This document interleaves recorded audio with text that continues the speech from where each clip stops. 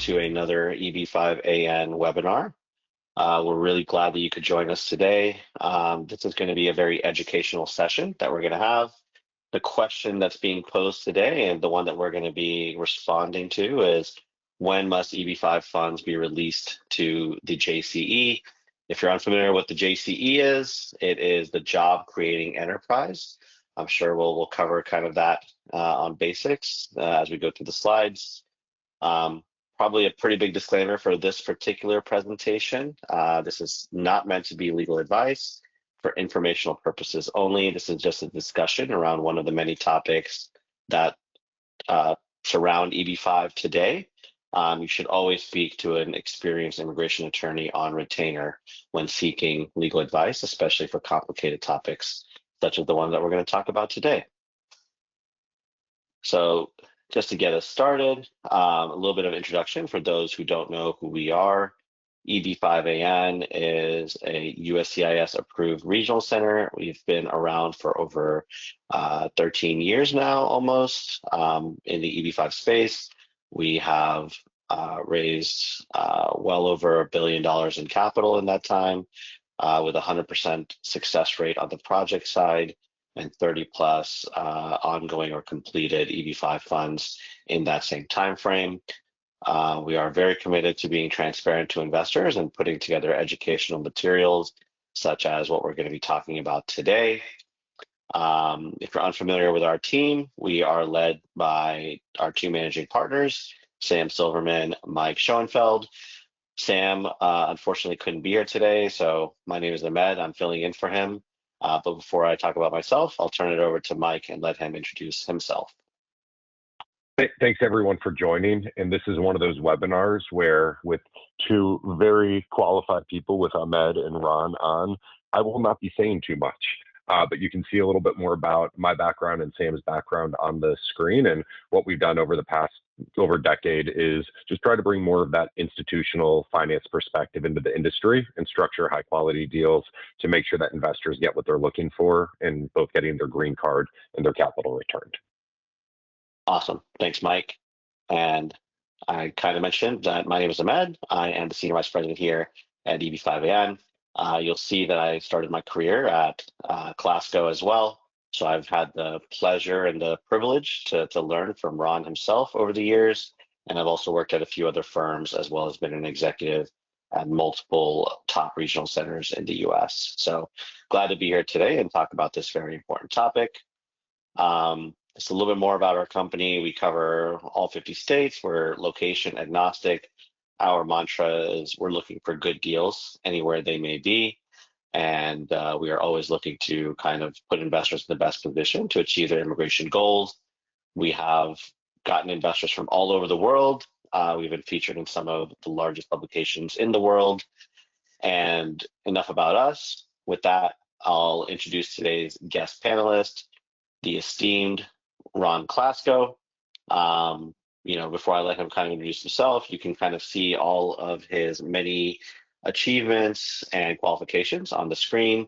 He chairs one of the biggest and definitely one of the most experienced law firms when it comes to immigration in the country, called Glasgow Immigration Law Partners.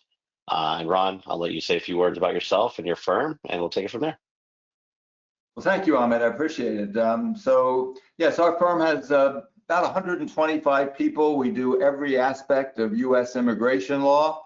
And as part of our firm, we have one of the largest EB-5 practices in the country. And our EB-5 practice is divided into three groups. We represent investors. Anu Nair, my partner Anu, leads the investor team. My partner Jessica Denisi leads our team working with regional centers and developers and putting projects together and creating new regional centers. And I head up the litigation, the EB-5 litigation practice of the firm.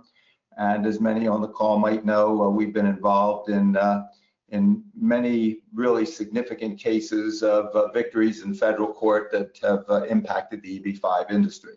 So I'm very pleased to join you today, Ahmed.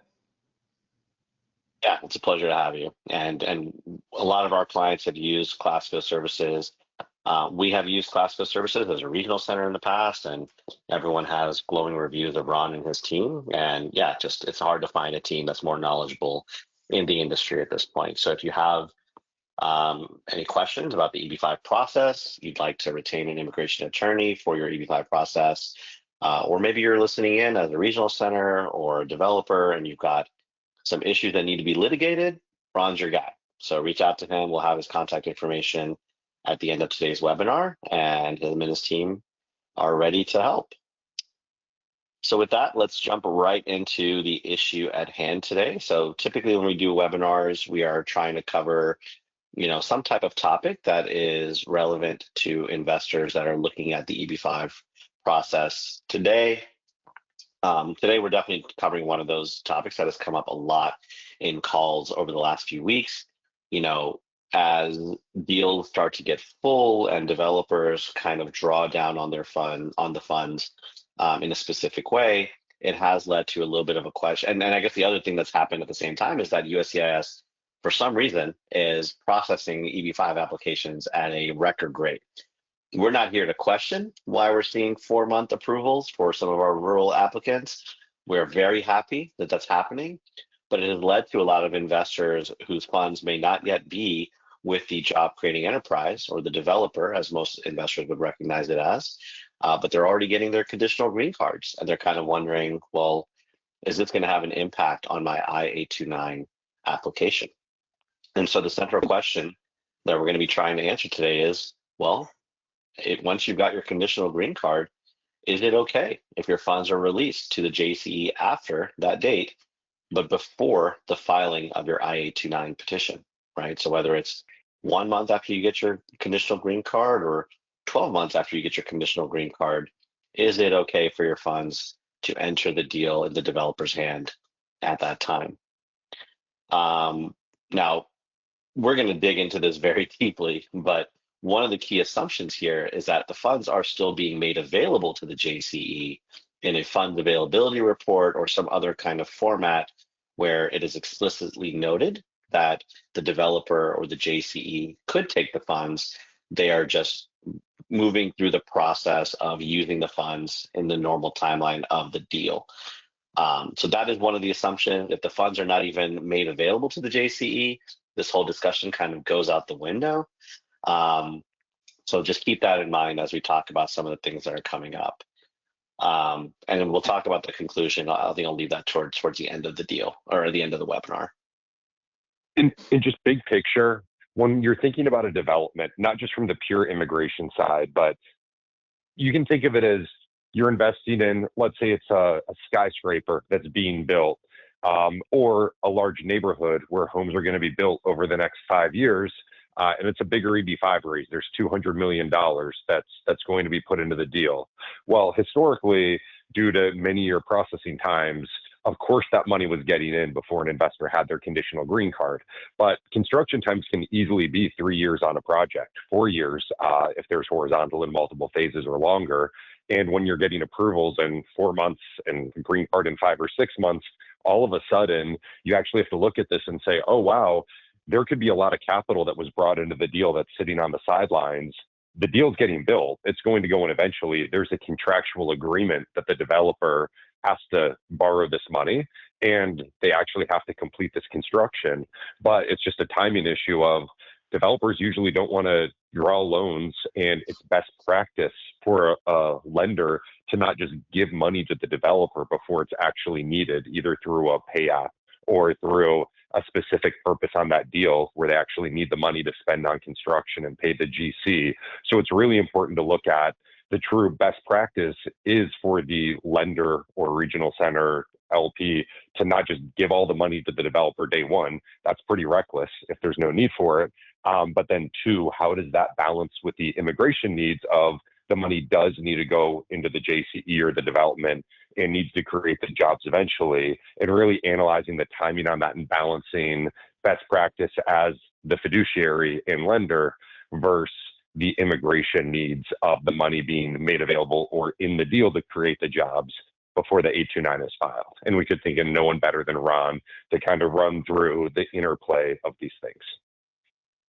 Yeah, thanks, Mike. And just before I turn it over to Ron to talk about a little bit about the legalities, just taking a step back because one of the questions that I often get, people are surprised to find out that there's kind of multiple different steps before the money ends up in the developer's hand. So just to take everyone on the webinar today kind of through that process, when you're typically investing in a regional center project, your funds go to an escrow account first, and that's what then is the trigger for you to be able to file your immigration application. Now, once you file the immigration application and you get your receipt notice, the funds can then be released from the escrow account and given to what we call the NCE, which is an acronym that means the new commercial enterprise.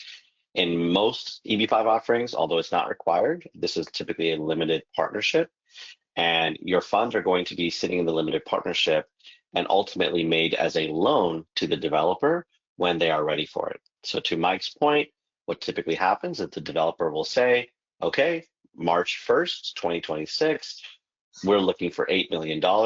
Here's what we're going to spend those $8 million on. Here's kind of, the invoices that we need to be paid, et cetera, et cetera. And we look at that over as a regional center. We look at that, we say, okay, this is compliant with the business plan that was approved by USCIS in the 956F filing. Fantastic, everything looks good. We'll go ahead and disperse the $8 million to the developer.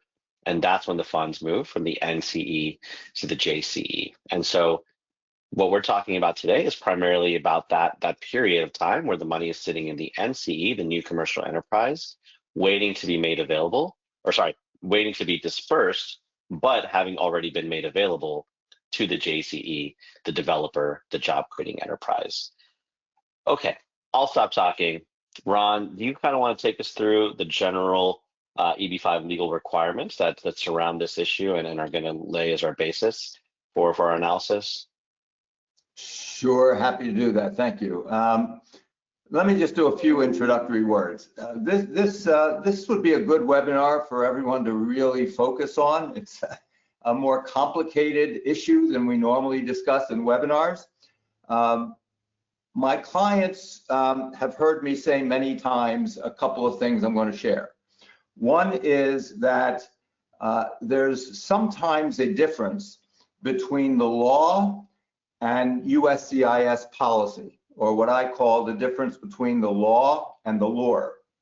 The law is what is, if we're ever challenging something in court, is what will apply. To get something approved, you want to do everything you can to meet the Immigration Service policy, even if it's not necessarily what the law requires. And the other thing I tell my clients is that I wear two hats when I'm advising clients. One hat is a planning hat. If we're trying to figure out how to do something, we want to be as conservative as we can to try to do it in the way the Immigration Service wants it done, whether that's required or not. The other hat I wear is a defense hat. So if something's already done and the Immigration Service is challenging it, then even if it's not what I might have recommended as the best way to do it, we would still defend based on what the law is. So that's kind of an overview. In terms of how Ahmed just explained what the NCE is, if any of the people on the call are familiar with equity projects and not loan projects, that's a whole different story. We're not talking about that. With an equity project, basically the NCE and the JCE are the same, and the money goes directly into the JCE. That's not what we're talking about today. Today we're talking about what's called the loan model, which means that the investor invests in the limited partnership, LLC, the NCE, which then loans the money to the JCE. So the question we're dealing with, to put it a little bit differently, is do the funds that the investor invests in the NCE need to be at the JCE for 2 years when the I-829 is filed, or is it okay if it's at the JCE for less than 2 years? And what I'm going to conclude is, and I'll explain why, is, in my opinion, under the law, there is no requirement that the money must be at the JCE for the full 2 years. Well, people may say, well, wait a minute, I know that there's a sustainment requirement, and the sustainment requirement is a 2-year requirement. In order to get the I-829, you must prove you've sustained your investment during the 2 years of conditional residence. Well, that's true, but it doesn't answer the question of where you need to sustain your investment. And I have always taken the position, and I believe it's correct, that under the law, there's a requirement to sustain your investment in the NCE and not in the JCE, because you in fact never invest in the JCE, you only invest in the NCE. So that's the only place where you could have a sustainment requirement. So basically the sustainment requirement is pretty much irrelevant for this discussion, because we're assuming that the investor's money is sustained in the NCE during the necessary 2 years. All right. And Ron, yeah. Ron, I just want to pause here because one of the things that I've been hearing a lot from investors is, oh, like if you've got a short-term project, or as we deal with this issue specifically, is my sustainment period going to be met? And I think you've just brought up a great point, which is that there's a difference between like an affirmative requirement and then a requirement that only gets triggered when something that looks untoward happens, right? And the sustainment period in a lot of ways is that if the investor is receiving their money back in a shorter period of time than 2 years, that's typically when USCIS is going to raise their eyebrows and say, well, was there enough sustainment here? But there isn't like an affirmative checkbox necessarily that you should be looking at in the current context, at least, that you met the 2-year requirement for sustainment. So yeah, back to it, but I agree. And I think that a lot of times this is confused as, oh, I have to have checked this box before I even file my I-829. And we'll talk about why that may or not actually be the case. Right. So we know that we must sustain the investment at the NCE, but we also know, well, if it just ends up there, if I invest in the NCE and the NCE just sits on the money and does nothing with it, we're not saying that's okay. It's clearly not okay. Well, why isn't it okay? The reason it's not okay is because of matter of Izumi. So there's 3 things that constitute the law in this area. There's the statute, the Immigration and Nationality Act, or the Reform and Integrity Act. There's the regulations, and there's precedent decisions. And matter of Izumi is a precedent decision, which means it's the law. And matter of Izumi says that the full amount of the money must be made available to the business most closely responsible for creating the employment, must be made available to the JCE. So if all we're doing is sustaining the investment in the NCE and the money never goes to the JCE, that would violate matter of Izumi. So we do know that the money must be made available to the JCE. But then that raises the question of, what does must be made available to mean? And it must mean something different than actually sent to the JCE, all right? Because those, they're very different concepts. So what I was asked to address is a situation where the money is at risk in the NCE, subject to a draw schedule from the JCE. Whereas Ahmed explained, the JCE at various points is going to say, we need another $10 million by November 30th. And that amount would be drawn down from the amount in the NCE, rather than the NCE loaning all of the money immediately. And that's not unusual. So in that scenario, I would suggest to you, and I think it's pretty clear, that even though all of the money has not gone to the JCE yet, clearly all of the money is made available to the JCE, which is what the requirement of matter of Izumi is. So to me, that's what the law on this subject is. it's as long as it's at the NCE, it's at risk at the NCE, there's no requirement that it be at the JCE for 2 years. It would be a whole different story if all of the money wasn't going to be used by the JCE, or somehow the money was just sitting and not at risk at the NCE. That's a whole different scenario. But in my opinion, that's what the law on this subject is. And in a second, we'll talk about what USCIS policy appears to be. Correct. So And Ron did great. Go ahead, Mike. I was just going to throw it kind of from the practical development standpoint here, stepping back from immigration, now that we've kind of discussed what it means to be made available and what could still raise some eyebrows at USCIS, even if you think you met that requirement. Because there's a very different situation of you're building a huge project and taking draws, and it's a 4-year deal, and you get to the finish line in year 2.5 or 3, and there's still a year of construction left, and everything's proceeding according to plan, and your money's ready to be made available, versus your money sitting in an account of the NCE that's been made available, but the project has never started because there's environmental issues and there's never been permits issued. That's a whole separate question of, will USCIS give you credit for it being made available if the project may never even happen? So that's a whole other layer of questions, and why I think it's really important that as a regional center, when we think about structuring projects, we're looking at the sustainment issue and the deployment issue with 2 different hats.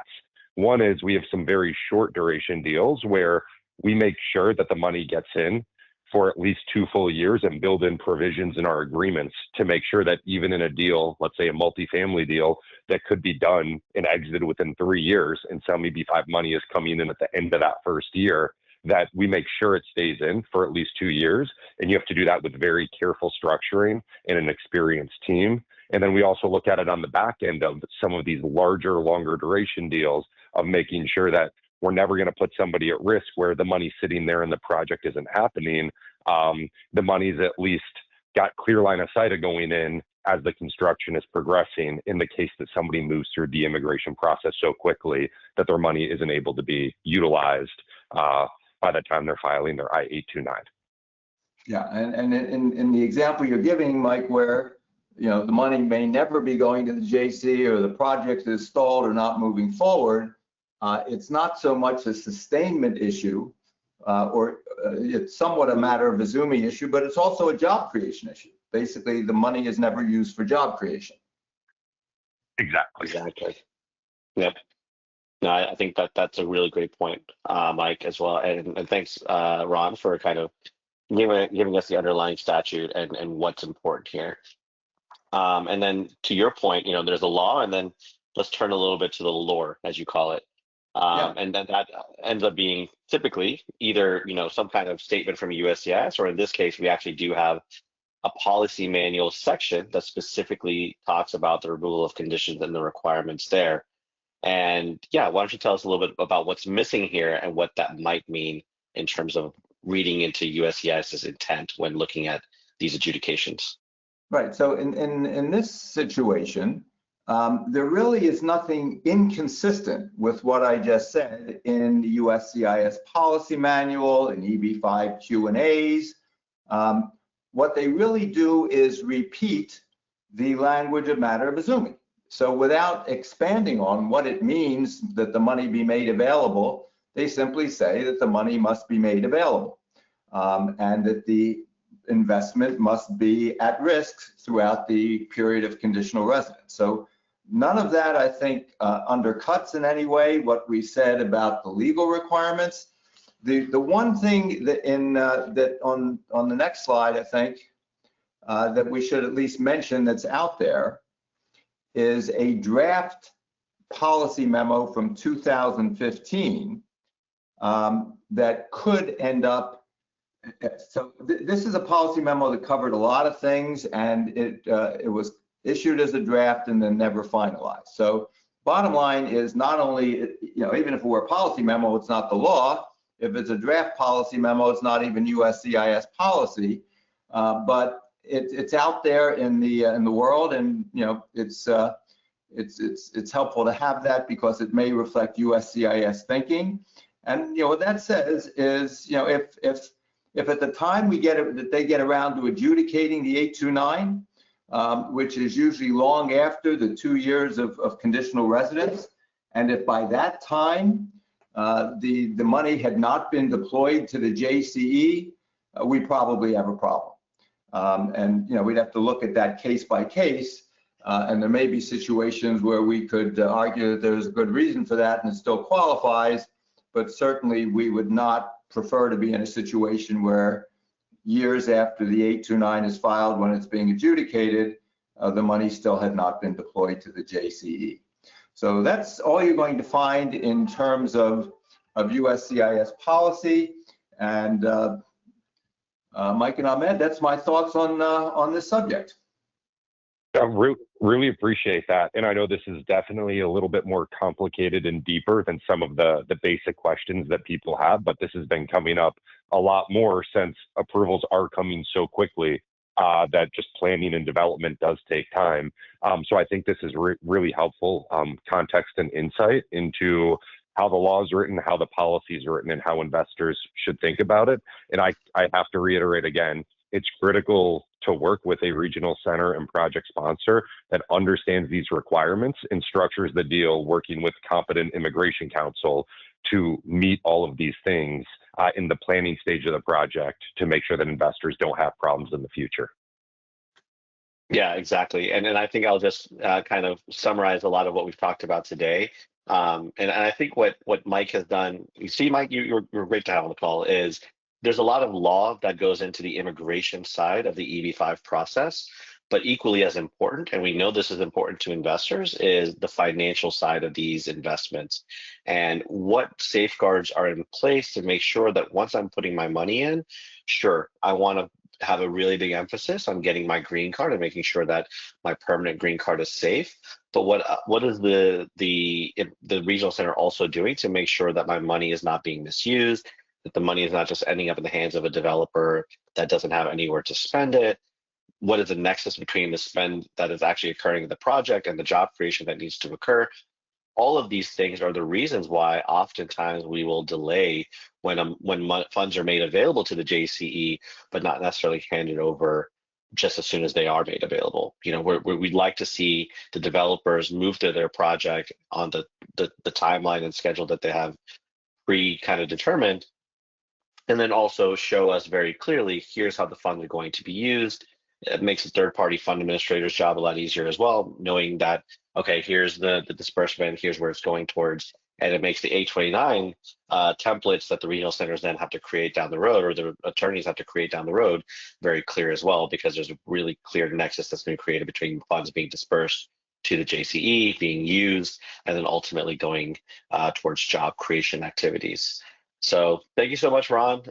It's super helpful to have you and talk through some of these more complicated issues.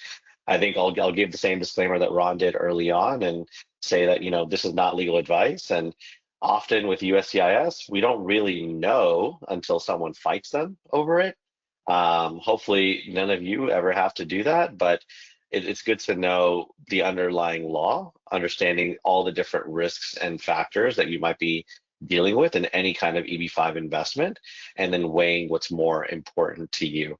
Is a project that funds immediately with no line of sight on where the money is going a better project to invest into from both an immigration and financial perspective, or the project that is moving along as expected, has a very credible draw schedule that you can look at from a track record perspective, and kind of have line of sight on when your money will be used and what it will be used for? Is that better, knowing that you've got this question kind of in the background, but seems to be one that is fairly clear in terms of what USCIS so far has put forth in their interpretation of the same.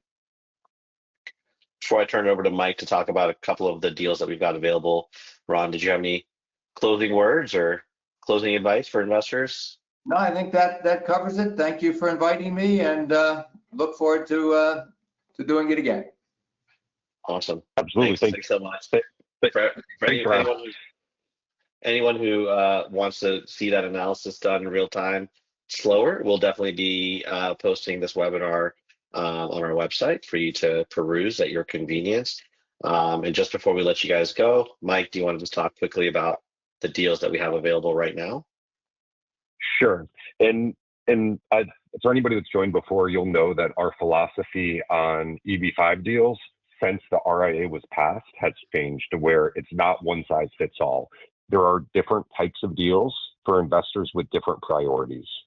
So the key differential at the top level is rural versus the urban high unemployment TEAs.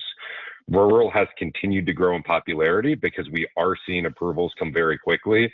Our Rocky River Loan 2 project, we just received the 956F approval a couple weeks ago, and we actually just got our first couple I-526E approvals in 4 months from the filing today. So the rural is processing very quickly, and we have 3 of those deals versus the high unemployment deals. There's just a lot more deals to choose from in urban areas and deals that we can structure that are shorter duration, like our Terracea deal, where the construction's already going on and it should be built and stabilized and sold within about 3 years on average. That's how long it takes. So in these urban deals, sometimes we're fighting the other side of the sustainment problem of making sure that the money has to stay in for 2 years. So to very quickly run through the deals, in the rural category, we actually have 4 current deals, but we'll focus on 3 here. Bay Creek and Rocky River both have the 956F approvals already, and Grand Park should be coming very soon. These are all deals we find in rural areas. We like larger master plan communities that already have a very strong proven track record of sales, where we can see many real estate transactions before, what things are selling for, and we are the senior lender where we're able to put the money in, use it to build that horizontal and vertical homes, condominiums, and have those sold as the repayment mechanism. So highlights of each deal are on the screen. Bay Creek is in Virginia, very close to the Norfolk Airport. Rocky River is in Charlotte, North Carolina, right outside of the city. And Grand Park is next to Winter Park, which is this closest major ski resort to Denver. So that's our rural deals. Our urban TEA deals are slightly different. The Terracea project, we have an equity option with a higher preferred return on a deal that's already 956F approved and under construction. That's more for those return sensitive investors that understand they're taking a little bit of equity risk alongside the developer, but with a high quality developer. We have the Terracea loan deal, which is going to be our shortest duration deal with all of the security features of a loan repayment guarantee from Coulter, where we have real line of sight on those funds being returned in approximately 3 years. And then Springhaven is our last deal, which is pre-approved, where all of the jobs for every investor are already created, and it's a very strong existing community with Coulter. So that's a brief snapshot of the portfolio of projects that we have. They do change quite often as they sell out, but they all feel very similar from a fundamental structuring perspective. Yep. Awesome. Thank you so much to everyone who attended today. We kept this one fairly brief, but we did cover a lot of ground. Thanks again to Ron for joining us and giving his excellent guidance and perspective as always. If you're interested in speaking with anyone from our team, you can just scan the QR code on your screen right now. If you'd like to reach out to Ron and his team, there's an email address and a website on the screen as well that you can reach out to. Thanks again everyone for joining. Hopefully this has been instructive. We'll be posting this on our website for those who may have missed a portion of it, and we'll be back with more content fairly soon, I presume. Take care.